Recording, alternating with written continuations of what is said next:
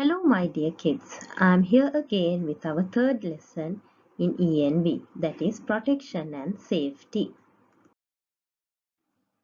We are going to see what are we going to learn today. We are going to learn natural disasters, effect of natural disasters and protection methods, instances where accidents can occur in our daily activities, steps that should be followed when an accident occurs, and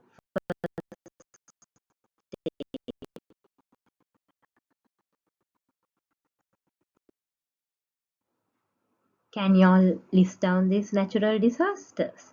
They are floods, earth slips, hurricanes, cyclones, tsunamis, volcanic eruptions, earthquakes, and bushfire. Here are some pictures of natural disaster. Can you all see these? Wildfire, earthquakes, flooding, droughts. So you can find so many examples in this picture. Effects of natural disasters and protection methods. Disaster is lightning. How you could get impact? Being in open areas during thunderstorms. Then death and damages to properties. How to avoid the impact? Avoid opening areas during thunderstorms. Then floods. Visiting flooded areas is not good. Then boat riding in flood waters. Death by drowning. Then avoid visiting flooded areas and playing in flood water. Then landslides. Not evacuating areas prone to landslides.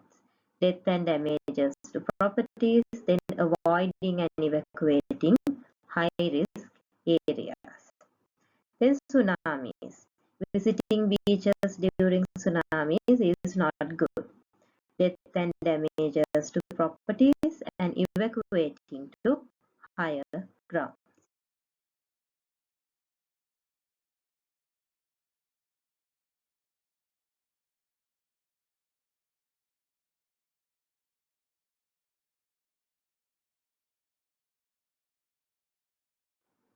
Instances where accidents can occur in our daily activities. Can you see these pictures? Yes. Accidents on the road, then while riding the bicycle, while using different equipment, then by animals, then drowning, then in the playground, and while in the kitchen. So you can find so many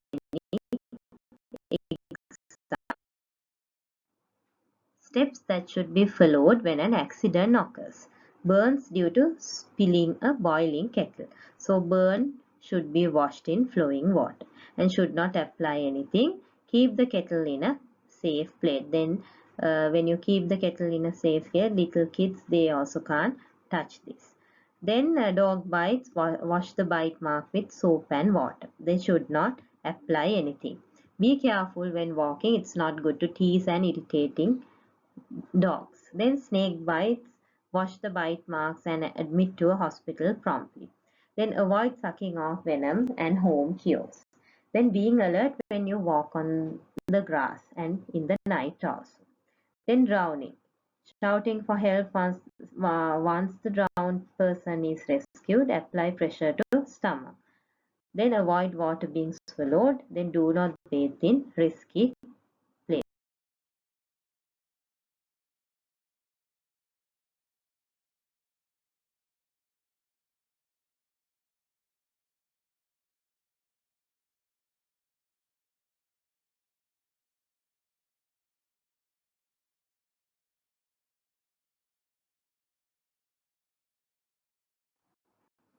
First aid.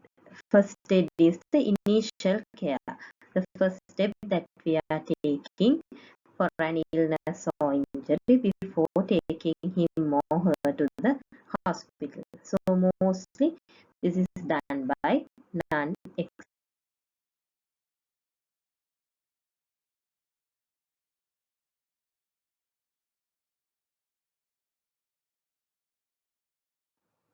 Items in a first aid box and use of those items. So in our school, in our class, we have a first aid box. So in an emergency, you can take these items and you can use those. So pair of scissors to cut bandages, then bandages to cover wounds, painkillers to be given when there is high fever or headaches, then cotton wool to clean wounds, plasters to cover wounds, then ointments to apply on wounds, and finally thermometers to check body temperature.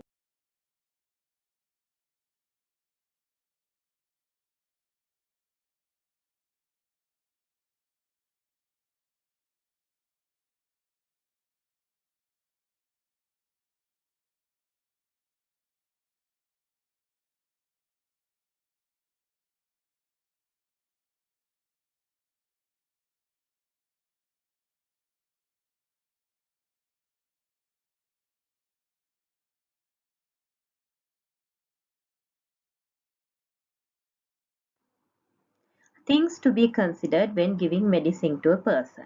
So when we consult a doctor, the doctor is giving a prescription. So always you have to follow the instructions given by the doctor. And according to particular ages, there are different quantities of medicine. So always give the correct quantity according to the age. Then inquire whether the patient has any allergies. Then observe the number of times and time interval to give it. Then how the medicine should be stored, whether in the refrigerator or in the room temperature. Then how it should be mixed. Then finally